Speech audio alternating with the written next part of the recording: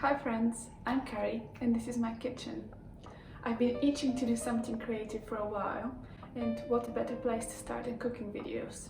I hope you enjoy these. Some of them are very healthy, some of them you might have had before. The recipe I'm going to show you today is a diabetes friendly jam. It doesn't have any chia, it's very smooth, it's very good for any breakfast you have, anything else you might want to use it for. I'm using raspberries for this recipe, but you can use any other berry. Let's get going. First, you don't need a scale. I decided to use one just to be specific in this recipe, but you can just use a teacup or a measuring cup.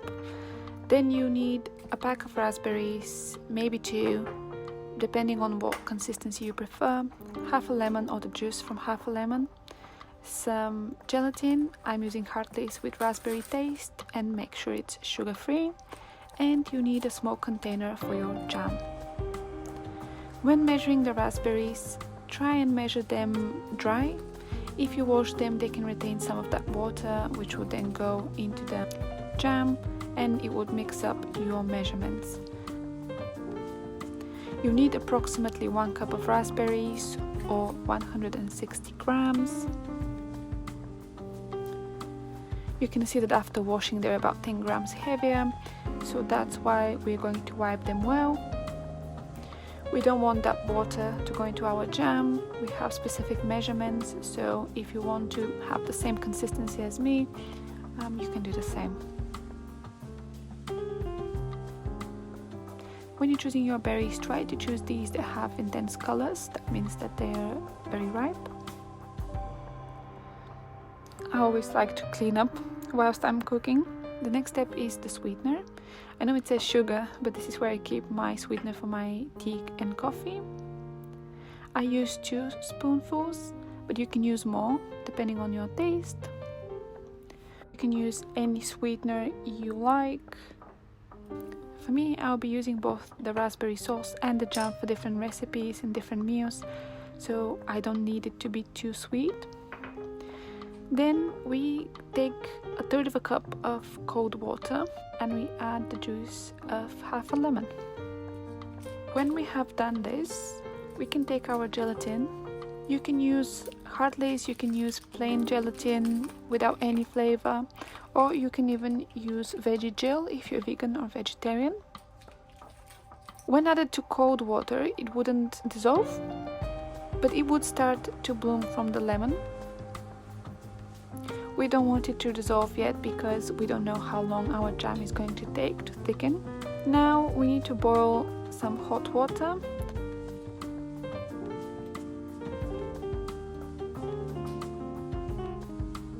I recommend using approximately 1/3 cup again of hot water, but you can only use as much as to cover the bottom of your pan.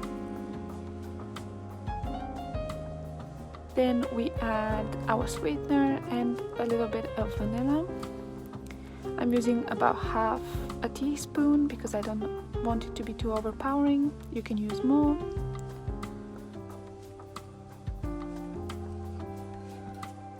After it dissolves, you can add in the raspberries.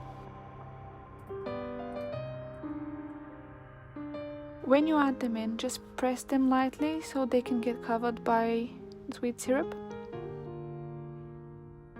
As you may have noticed, I've only added plain hot water at this stage. This is because I'm doing the raspberry sauce first and I don't want it to have any lemon taste. I will also be using it in a recipe on the next day, so I don't need to preserve it for long. You can cover the pan and leave it to boil. Keep your jar nearby so you can keep track of how much jam you have left in the pan, whether the thickness is what you prefer and whether that would fit in your jar. You see that after about 15 minutes the raspberries have dissolved and you now have only small bits. You can leave the jam to boil for a bit more. It will get rid of some of the water. And you can also see some foam forming. This is pretty standard for jam and it should already smell like normal jam. I've decided to take out about 1/3 cup for my raspberry sauce. You can decide to take out the foam. This is usually done for normal jam. It's not necessary in this case, but if you prefer just for aesthetics, you can do that.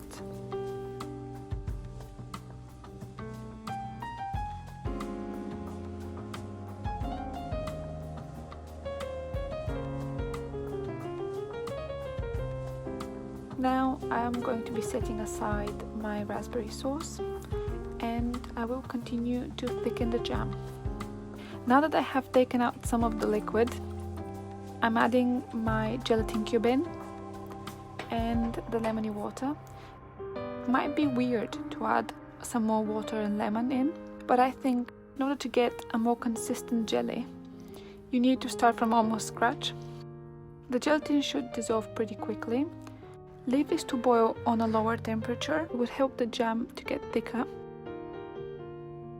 So now I've got my jam ready. Obviously it's thickened a little bit, but not much. We will set it in the fridge for the night so it can settle a bit more. Lemon is not really great for preserving everything. You can't preserve meat, for example, but it does really well with fruit. So if you're using lemon, you can keep your jam in the fridge for about a week.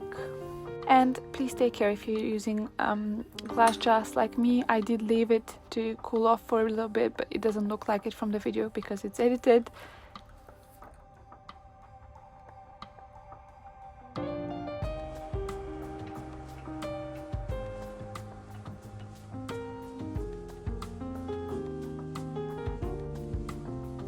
So on the next day, I think it had a really good consistency.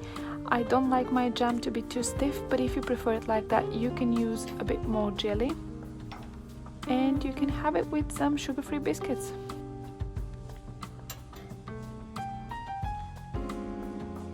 If you'd like to see how I use the raspberry sauce, please stick around for my next video. And if you liked this recipe, please give this video a thumbs up, and I'll see you in my next one. Bye!